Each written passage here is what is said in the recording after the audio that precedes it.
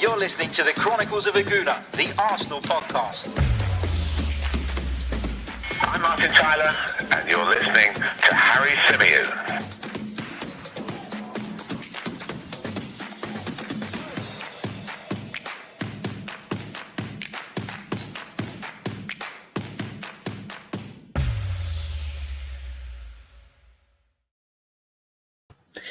Hello and welcome back to the Chronicles of a Gooner, the Arsenal podcast, brought to you by 90 Min. As ever, I'm your host, Harry Symeou, and on this edition, we're going to be looking ahead to Arsenal's trip to the Etihad. Arsenal take on Manchester City on the Saturday early kickoff, hoping to get a result, hoping somehow to pull off the impossible and kickstart our Premier League season. Of course, Arsenal were pretty good in midweek against West Bromwich Albion in the Carabao Cup.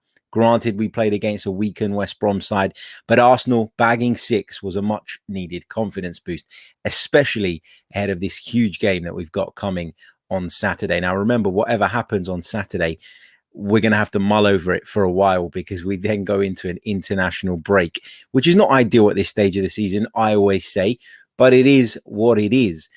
We've got to deal with it, and that's just the way the football calendar works. In kind of the lead up to sort of putting together this preview of the game, you know, all the big sort of outlets are dominated at the moment by the news regarding Cristiano Ronaldo. Cristiano Ronaldo leaving Juventus, as confirmed by them, looked as though he was headed yesterday for Manchester City. Now it looks as though he's headed for Manchester United. Big story, but we're going to park that for a minute and we'll come back to it a little bit later on. It is worth talking about just briefly, and we will do that. But first, let's focus on Arsenal's big game at Manchester City. Now, we've had some positive news on the injury front.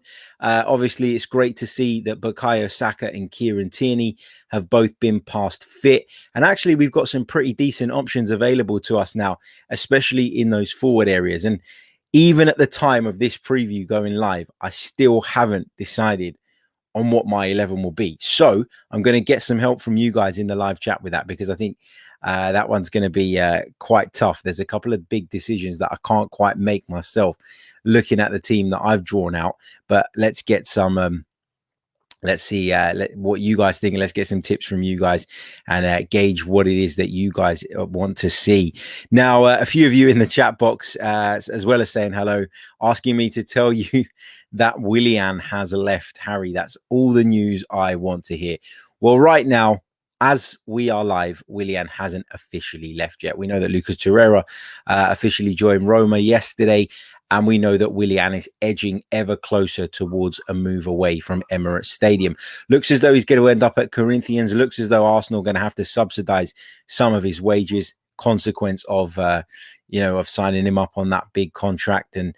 And now we're stuck. You know, it's really difficult to offload these players, especially when they are on such high salaries. It makes them almost untouchable to some of the other clubs that may be interested, and therefore now Arsenal are going to have to bite the bullet a little bit here with this one and move him on. Did I say Roma? I meant Fiorentina. Sorry, got Roma on my mind. I meant Fiorentina. I know it's Fiorentina. We talked about it before with regards to Lucas Torreira. Apologies if I said Roma there. I don't know that I did, but I'm really tired today. Could have been. Sorry. Fiorentina. Lucas Torreira has joined Fiorentina. Right. Let's say a big hello to Said Abdullah and thank him for his very kind super chat donation. He says, Harry, can we just simulate the game? We know what will happen. Yeah, that would be nice, wouldn't it? To not have to go through it for sure. Right. Let's start looking ahead then to this game against Manchester City. And I read an interesting, or I wouldn't say it's interesting, it's probably a more worrying stat than anything else as I was looking up a couple of bits and pieces in the lead up to this show, and one that really jumped out to me via Albino on Twitter.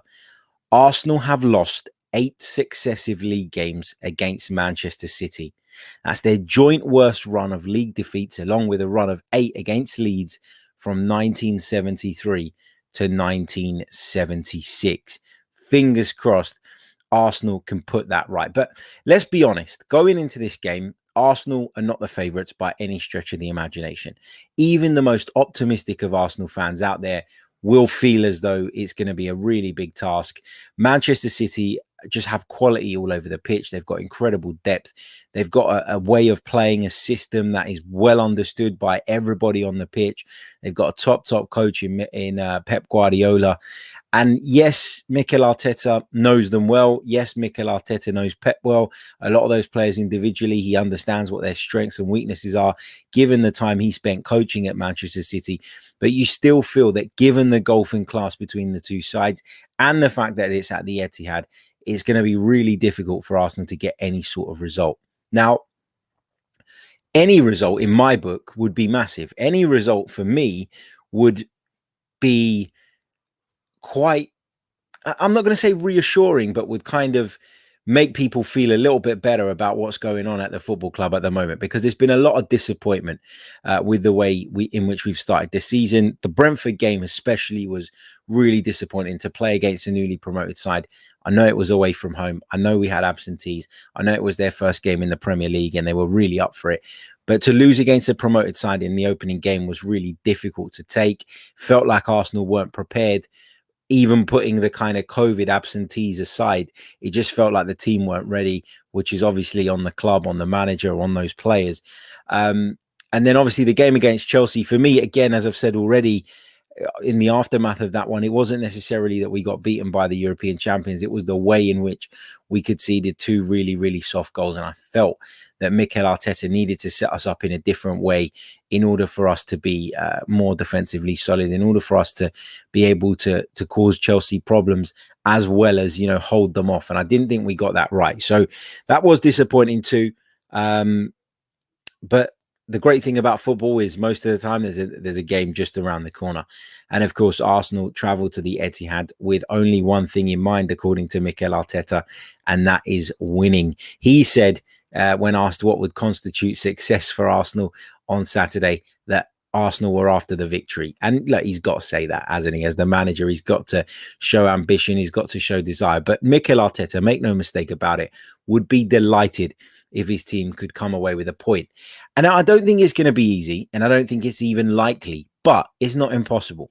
I said this going into the Chelsea game as well, and people said, where's all this positivity coming from? I always say, if you can't have a bit of positivity going into a match, what's the point in playing it?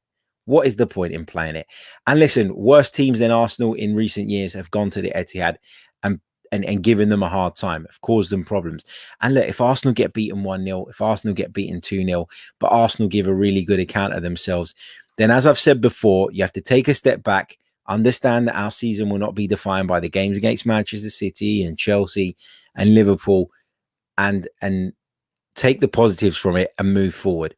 I feel like our season is going to kickstart after the international break. It has to kickstart after the international break, because if it doesn't, Mikel Arteta could be in real trouble, and the negative mood and the voices of discontent around the Emirates Stadium are only going to get louder, stronger and more powerful, and that's not good for anyone. We need Arsenal to turn it around. We need Arsenal to start showing us something to give us encouragement for the remainder of the season, because we're only 3 games in, or we will be 3 games in after we play Manchester City, and it feels as though there is a lot of doom and gloom around the club at this point. So give us something, Arsenal, to feel good about. Give us something to be positive about. Give us an indication that this team has the desire, the fight, the passion to succeed, and give us a sign that we are good enough to compete against the Premier League's elite in one-off fixtures at the very least. So let's move into the team that I would pick going into the trip to Manchester City. And again, as I say, I'm not fully decided on the front line of it yet. So we're going to talk about this and we're going to discuss it, and we're going to probably make the selection here together. A lot of discussion around whether Arsenal should play a back 3 or whether Arsenal should play with a back 4. For me, they should have played with a back 3 against Chelsea, and they should play with a back 3 against Manchester City. That's the way I would go. And I have specific reasons where I feel like that is even... It was the way to go against Chelsea because that's the way they play. And I think you need to match that formation up. I really, really do. I'm a strong believer in that.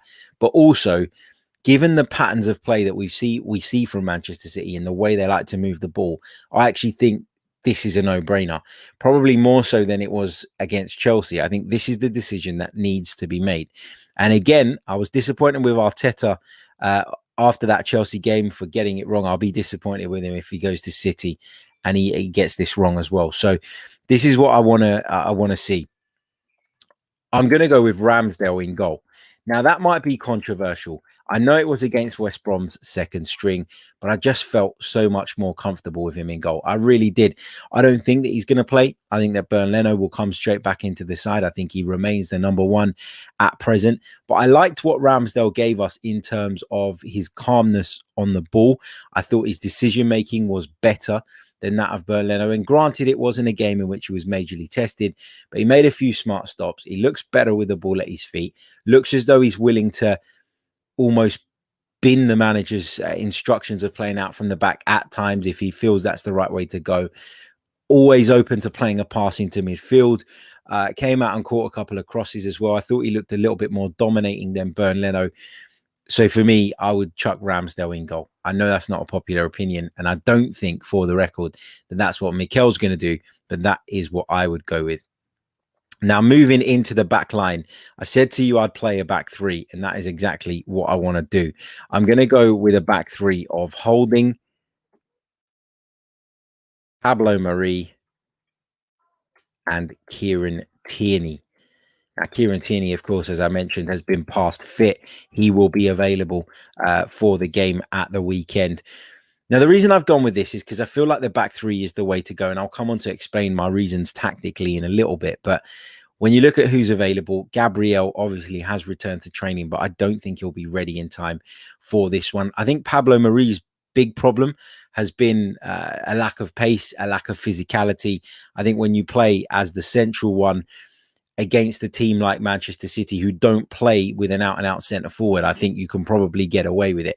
So I'm less worried about Pablo Mari in a game like this than I would be in a game like the one against Chelsea, where he was essentially ragdolled by Romelu Lukaku, as we've discussed on numerous occasions. I think Kieran Tierney has shown time and time again that he can tuck in as a third centre-back. I think he's a really good one-to-one defender. We saw that tendency to tuck in against Chelsea, and actually that was one of our problems.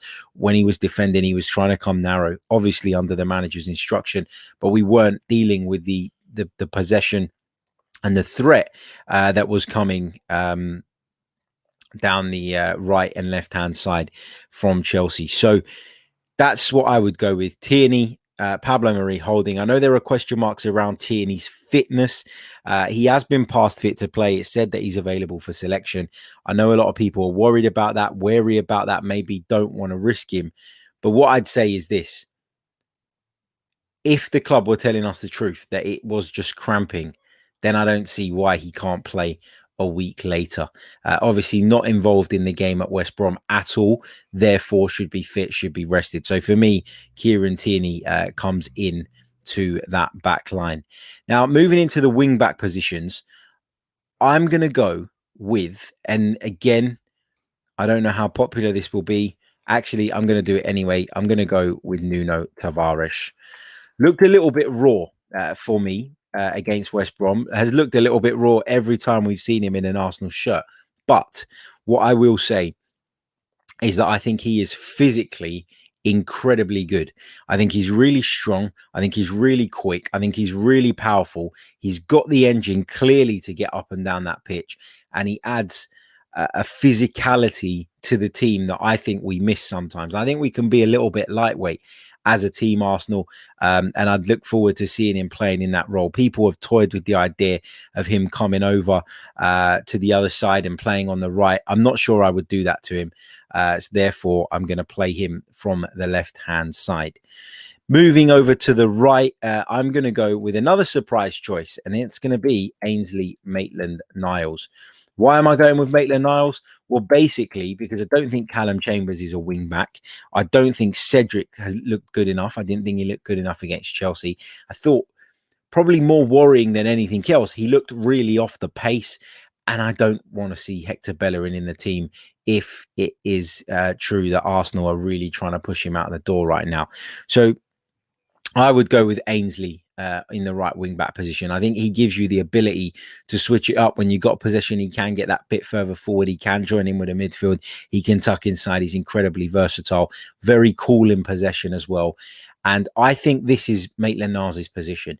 I know he wants to play midfield. I know a lot has been made of that. I know there's been links to a move away where he might get the opportunity more frequently to play in his preferred central midfield position. But this, for me, is what Ainsley Maitland-Niles does best. And that's why I am picking him there. Some of you saying that Ben White is available in the chat. We know that he's back training. We know that he's back involved or that he's going to be back involved. But we don't know that he's ready for selection. Now, if you look at the Arsenal.com team update that they put out earlier on, with Saka and with Tierney, it said is available for selection. If I'm not mistaken, it didn't say that with Ben White. Let me just double check that just to make sure I'm not giving you any wrong information. But I'm pretty sure, off the top of my head, thinking back to what I read earlier on, that actually he is not available, or that they didn't specify anyway whether or not he'd be available for selection. And that kind of suggests to me that there's a good chance he isn't. Let's find it here. Yeah, Ben tested positive for COVID-19 and has missed the last 2 matches. Ben's health and fitness will be continually monitored ahead of Saturday. So some people are saying he is available. That doesn't say that he's not available, but it only tells us that it'll be monitored ahead of Saturday. So I'm not convinced he's ready. First of all, because he hasn't trained for a whole week. And second of all, because if he's had COVID, sometimes that can have a bit of an impact. It takes a bit of time to get over. So I'm not putting Ben White in my side for those reasons. If he is fit, then I'll probably take out Pablo Mari, if I'm honest, because I think he's had a torrid start to the season. He's really struggled.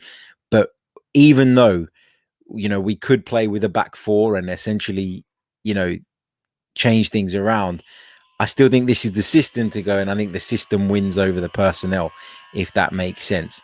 Sorry if you can hear any background noise from outside. I've got the door open and someone's decided to start grinding something outside. Is what it is. Moving into the midfield, we are going to go with Saka, who I've talked about quite a bit recently as someone who I felt has struggled a little bit when being asked to press further up the pitch.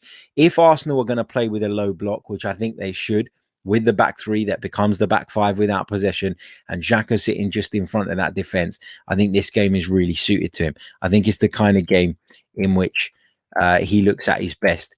Not saying he's going to have a barnstormer and then dominate Manchester City, but the point is I like Xhaka in a low block. I think he looks better there. He looks more comfortable there.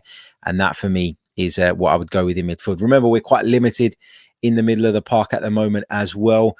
I did toy with the idea of putting either Odegaard or Smith Rowe in there alongside Xhaka, because if we play this way, we'll have that back 3 behind them, which gives you that added bit of steel.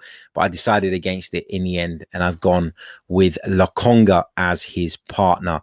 Really good range of passing. Lokonga got arrested midweek. I think he's key in the way that I'd like us to play. And again, I'll come on to the tactical side of how I see this one going and where the game could potentially be won and lost in a little bit. Centre forward, I'm going with Pierre-Emerick Aubameyang. Now, had he not just hit form, had he not performed the way he did against West Brom, and had he not shown himself to be interested, in my opinion, because he really did, I thought he really showed an interest. It wasn't a glamour game. It wasn't the big game. It wasn't the big return that, he might have hoped for, but he came back. His attitude looked right. He looked like he cared when he scored goals. He played with a smile on his face, and I was really positive about what we saw from our captain midweek. So he leads the line for me. And again, it comes down to how I see this game going tactically, which we'll get to. Now, this was tough for me, this next bit, because Emile Smith-Rowe is a player I really, really like. As is Saka, as is Odegaard. I think because Odegaard hasn't played much football, I think he got about 60, 65 minutes in midweek. I think I would probably leave him out from the start in this one. Now, that's not because I don't think he played well. I thought he was excellent. I thought he really strung things together. But again, it's all about how you want to approach the game. If you feel like you're going to have a lot of the ball, if you feel like you want to go and take the game to your opponent, then I think Odegaard is a really, really good shout. But for me, This is not that type of game. This is a type of game where we need to be ready to play on the counter attack. And so I've gone with Smith Rowe on the one side. I'm going with Saka on the other. Saka and Aubameyang just combined so well, didn't they, in midweek, that I don't want to leave Saka out of the team. I know he picked up a little bit of a knock at West Brom that was being assessed. And so if there is any doubt about whether he's ready or not to start the game, then Odegaard comes in for me. But if the players that we think are available, this is the team that I would go with. Now, feel free in the chat box to tear it apart. And it's really hard for me because there's a few players in here that I didn't really want to leave out. And we'll come on to talk about those in a minute. So Ramsdale in goal. I've gone with a back three of Holding, Pablo Mari and Tierney. I've gone with Maitland-Niles on the right wing-back position, Tavares on the left, Xhaka and Lokonga in the middle, Emil Smith-Rowe from the left, Saka from the right, and Aubameyang up front. Now, there's a few bits in there, right? So first of all, I found it incredibly difficult to leave Martin Odegaard out, but I've explained the reasons just then. Found it really difficult to leave Nicolas Pepe out as well, because I'm a massive fan of Nicolas Pepe. I think he's so underrated among Arsenal fans. I think he gets a lot of stick sometimes when he doesn't deserve it. I think that price tag has haunted him from the day he joined the club. But as I've always said, when you look at his outputs in terms of goals, assists, contributions, he is way up there, way up there. And so it was really tough for me to leave him out. But you can't play everyone. And as I said right at the top of the show, we've got a lot of attacking options available to us going into this fixture. Saka, for me, could play left wing back. That is an option. You could put him there, leave Tavares out, or play Saka left wing back and move Tavares to right wing back, as some people have suggested in the live chat. But I just think we saw again at West Brom what an impact Bukayo Saka can have on games in the final third when he's on it. When he's at the races, he's excellent. He's sensational. And it feels like a bit of a waste dropping him back. Now, I anticipate that Arsenal are going to have to do a lot of defending in this game against Manchester City. If we were playing this wing-back formation against a slightly lesser opponent, an opponent that I felt we had a greater chance of having a fair share of possession against, then I'd play Saka in the left wing-back position. But my reasoning for him not playing there is because we're going to defend a hell of a lot and we need a natural defender, in my personal view. Now, going on to the game tactically, as I said, I do expect Manchester City to dominate the ball. I do expect Manchester City to have the lion's share of possession. And I do expect Arsenal to have to be camped on the edge of their box quite a bit. I talked about some of our forward players, and the reason that I've picked the ones that I have is because I feel like we need runners. We need people who can carry the ball. We also need people in the deeper positions who can play passes early. We need Aubameyang to run the channels. We need Saka to do that too. We need Smith Rowe to be able to carry the ball and carry us up the pitch quite quickly, because Manchester City, there is no doubt in my mind, will play with an extremely high line. A really high line. That's what they'll do. We know that's what they do. They like to squeeze their opponents. It even becomes a back three at times. They push a fullback into midfield and try and create overloads there. So I want Arsenal to sit back, defend, soak up pressure, and look to hit them on the counter-attack with balls into the channels early for Saka and Aubameyang to chase onto. I think that's the way you go. I think Smith Rowe's ability to hold the ball and carry the ball will help us in the transition as we look to build from winning the ball back in deeper areas.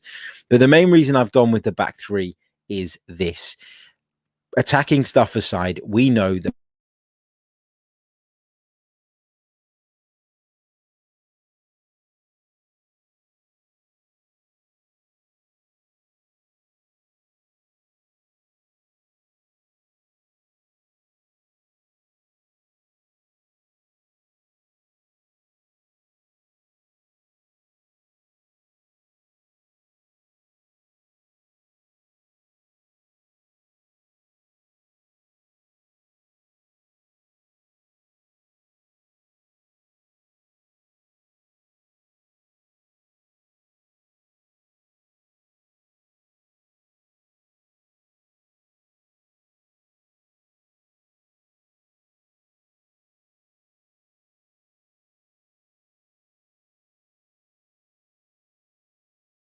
Whoops. Don't know what happened there. The audio went. Sorry about that. I was looking at the tactics board and didn't even realize it. How long has it been like that for? Bloody hell. Right. Let me go back to what I was saying. So I expect Manchester City to want to hurt us in these areas that I've squared off. So those inside spaces, that's why I want to see the team packed out there. That's why I want to see the team looking so strong there. That's why I want to see us flood that particular area. So for me, it's imperative, absolutely imperative, that we show Manchester City inside time and time again, and then make sure that we have the bodies to deal with that. If they want to go wide, let them go wide. They'll be putting balls into the penalty area from wide positions, and I would back our 3 centre-backs to deal with that. They have to. If they can't deal with that, then, you know, we've got no chance. That will be the bread and butter. The thing is that Manchester City don't play with an out-and-out centre-forward, as we've seen. It's likely that Ferran Torres could play through the middle. Gabriel Jesus has been deployed from the right. I don't know if he'll come back into a central position, but either way, City like to hurt you centrally. They build their play in a certain way, and I want to see Arsenal nullify that by showing them inside and then making sure they've got the bodies there to deal with it. Equally, as is pointed out by Sasha in the chat, they like to play with cutbacks. They do like to get to that byline and cut balls back, in which case you've got to make sure you're aware of those midfield runners. That would be on Xhaka and Lokonga to track them, but also having the back three means you've always got the spare man who's able to watch, read what's going on, step out of the defense, hopefully, and block people. So, yeah, that's the way I'd go. That's the way I'd go. And for those reasons, and as I talked about it from an attacking point of view, I want to see Arsenal get the ball forward early. I want to see Arsenal be a little bit more direct. And I think that's the forward line that you probably need to play if that's the way you want to go. I'd love to put Martin Odegaard in the team. I'd love to put Nicolas Pepe in the team. Not really sure how to get them in the team. I don't know if I'd put Pepe in maybe ahead of Smith Rowe if we're talking about playing on the break and wanting runners. With Odegaard, though, I'm mindful of how we fit him in, but I'm also mindful of the fact that he hasn't played any football. He only got 60 minutes under his belt against West Brom. I don't know. It's going to be a really difficult decision for Mikel Arteta to make because, as I say, in those forward areas right now, we are incredibly well stocked. So that's my team. Those are the reasons for me picking that particular team. And now it's time to give you guys a prediction. My prediction is a 1-0 Man City win. I feel like we should set up this way. Don't know if we will, but if we do, I think we've got a good chance of really frustrating them for long periods. But I think the quality will tell in the end. I'm not trusting in this team to, to keep their concentration for 90 minutes, which is often a problem. And so I think Manchester City will punish us at some point. But I'm predicting a narrow defeat for Arsenal on the day, which is, considering I've been talking about positivity and all of that. I know it seems a bit negative, but that's what I think is going to happen genuinely. So that's my expectation for the game. Right, let's just quickly touch on that Cristiano Ronaldo stuff. Of course, Manchester City involved in that story. And then we'll take some of your questions and thoughts ahead of the trip to Manchester City on Saturday afternoon. Cristiano Ronaldo looked as though he was Manchester City bound yesterday, and now it looks as though he is Manchester United bound, with them having submitted an offer to Juventus for his transfer. A lot of us were kind of sitting there going, would Ronaldo actually do that to Man United? Would he join Manchester City? Obviously, they've made it clear today that their intention is not to sign him, that they're not interested in him, and he doesn't really fit in terms of what they do, in terms of the age profile of player that they tend to go for, in terms of their recruitment policy. And I've also had questions about how he fits with Pep Guardiola's philosophy. I'm not sure he does. And I think partly the wages they'd have to fork out is what's put Manchester City off. A lot of Manchester United fans are excited about it now, and rightly so. It's a bit like when we got Thierry Henry back. I know Cristiano Ronaldo is still punching at the highest level, but I can understand the excitement. But I don't understand why Manchester United fans refuse to accept that he was considering Manchester City. Everybody who's anybody has reported that he was considering Manchester City. And why wouldn't he? Cristiano Ronaldo is a winner, and he's got a much bigger chance of winning Premier League trophies, Champions League trophies even, with Manchester City. Obviously, United is a bit of a kind of nostalgic thing, and he'll end up back there, it seems now. But that's, in my opinion, because City have pulled out of the race. Yes, there is loyalty to Manchester City, to Manchester United from Cristiano Ronaldo. There's a love there, there's an affection there, and it's, you know, reciprocated by the fans. But there's not much loyalty in football anymore. And I think the sooner we as fans start to realize that and accept that, the sooner we'll stop being disappointed by players making moves just like that one. But yeah, on his way to Manchester United in the end. But I believe that is because Manchester City have pulled out. And that's why that opportunity has presented itself to United rather than him having a straight up choice between the two and then picking Man United. But there you go. Right, let's get a couple of your questions in the live chat box. Let's see what you've got. Let's take some of your predictions in the meantime as well. Make sure you pop a Q in at the beginning of your questions so that they're easier for me to pick out. Just a quick reminder as well, that this podcast is brought to you by manscaped.com. So for all your male grooming needs, head over to their website, check out their fantastic range of products, get involved, add the discount code, which is 90min20. When you go to checkout, and you shall receive 20% off of your order, as well as free worldwide shipping. So you stand to save yourself a fair chunk of money. Inter says 3-0 to Manchester City. Said Abdullah says 1-0 to the Arsenal. I bet, mate, I would love that. I'd be absolutely buzzing if we were to go and win at Man City. I really would. Patrick says 4-0 City. Carrie says 0-0. Patrick Carlson says 2-0 to the Arsenal. Steve Stone says Hart says 1-1. I won't tell you what my head says. Mayan says 4-1 City. Let's see what else we've got. Sai says 1-1 was my preseason prediction for this game. I'm going to stick with it. Yeah, brilliant stuff. We got a Man City 3-0 Arsenal, 3 Arsenal 0 as well from Anit Jewel. So there you go. Right, let's see what else we've got here. Carlin's gone 6-0 City. Way to be positive. Alex McCarthy says, Harry, your views on how we stop Grealish playing to his strengths. We can't have another Mbeumo or Lukaku single player masterclass. So with Jack Grealish, I think obviously he was one of City's stronger players, I would say, in the game against Norwich last time out. But I still think Jack Grealish is not quite on the same wavelength as some of his teammates. And naturally, you know, it's going to take time, you know, for him to find his way. It's going to take time for him to work out what it is that's going on at City, how he can best link up with the players around him. The thing with Jack Grealish is he's always going to cut inside. And that's why I talk about playing this system and talk about the need to show Man City inside, but then have the bodies, you know, within the close proximity of those attackers to be able to close them down and make it extremely difficult for them to break through us. So that's my kind of feelings on that. I think Grealish can be controlled.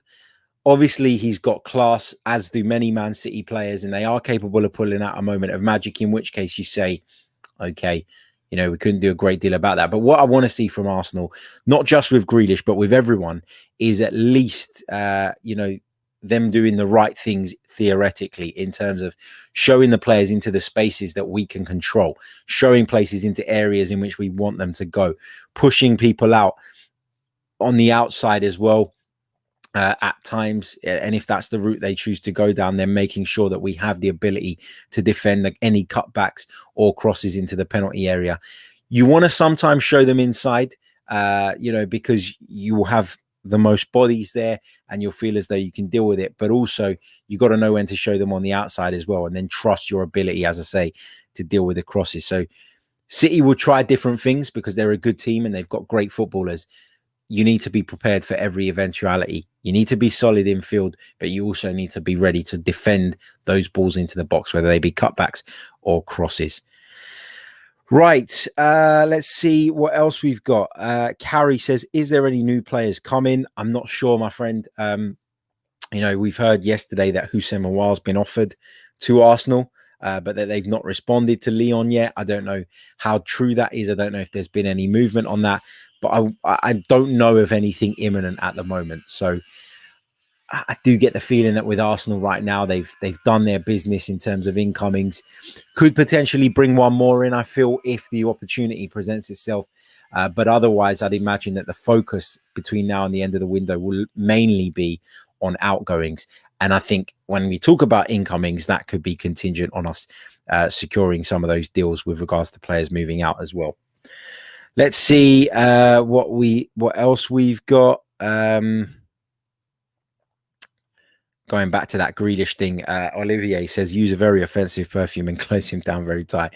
Vishal Vibaka says, it's time we set up with a back three. I'd argue that 3-5-2 is more stable and better reinforced than a 3-4-3. That way we have the width and we can shift to a 5-3-1-1 or a 5-4-1 in the defensive third. Thoughts? I don't think there's really that much difference between a 3-5-2 and a 3-4-3 if they're played in the right way. I think that being able to switch between the two is actually quite key. I think a 3-5-2 means essentially you're playing with two forwards, and I don't think that's what Arsenal are going to do. I think Arsenal will play with one forward in Aubameyang and then players in support of him. That's why I don't think the 3-5-2 is necessarily for us. I think it's more of a 3-4-2-1. I think that's what it looks like in with this Arsenal team and with the players that we have available. So I take your point. I just feel like that's the best way to set us up, given the personnel that we have at our disposal. That would be my formation. So the 3-4, it's like a 3-4-2-1, basically. I know it doesn't look like that in the graphic because I've had to drop Aubameyang back so his name doesn't get covered. But there you go. You get the gist of it. Right, going to take one more question before we wrap it up. And as always, we'll be bringing you the post-match podcast maybe an hour or two after the game concludes tomorrow when we've had a chance to process a little bit what's gone on. And then the tactical analysis will be coming the following day. Haylor says, what is not mentioned is that Arteta knows Man City really well, so he should be able to anticipate their tactics. Don't you agree? I mentioned that right at the top of the show. I mentioned that I feel like with his knowledge of Manchester City, it doesn't guarantee that he's going to be able to outdo them and that we're definitely going to get the result, but it does give him a slight advantage in comparison to when we play against other opponents. He knows what Pep's philosophy is all about, and perhaps more significantly, he knows the flaws and the strengths of those individual players, or a lot of those individual players anyway. So yeah, you do see it as a bit of an advantage for Mikel Arteta in comparison to when he plays against Chelsea, for example, but they're still a better side than us. They've still got a top manager.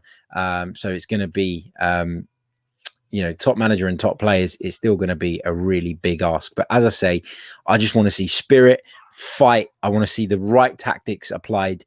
And if we get beaten by a moment of absolute magic, then it is what it is. They're the Premier League champions. They're an outstanding side. And as I've said before, our season will not be defined by this type of fixture.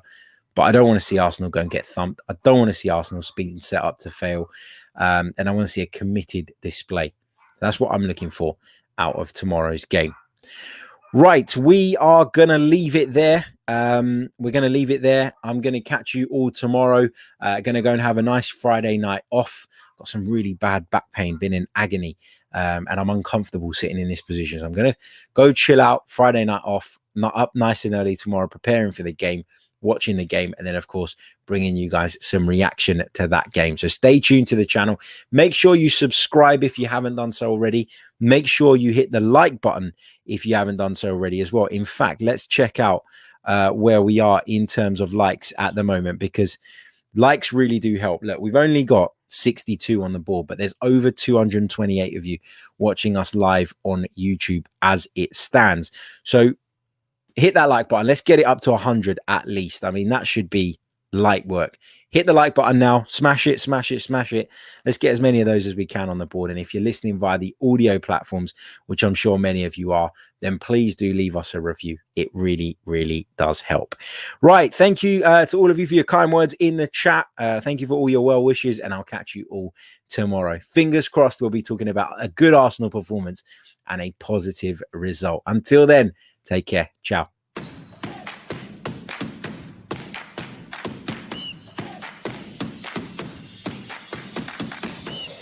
You're listening to the Chronicles of a Gooner, the Arsenal podcast. I'm Martin Tyler, and you're listening to Harry Symeou.